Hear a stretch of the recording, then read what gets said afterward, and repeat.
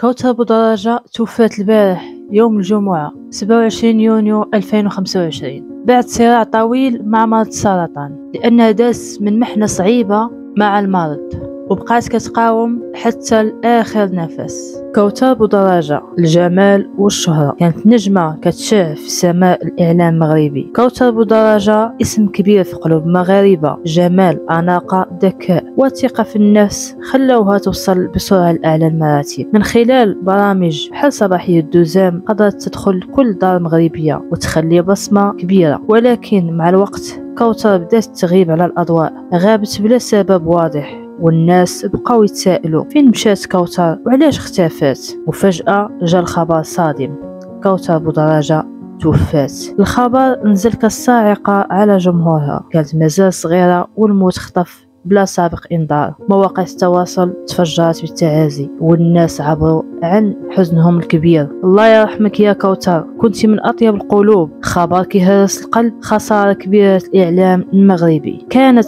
رمز من رموز الجمال والثقافة في بلادنا، ورحيلها غادي يبقى محفور في ذاكرتنا. إن لله وإنا إليه راجعون. تبقى كوثر بودراجة نجمة ساطعة في السماء الإعلامي حتى بعد رحيلها.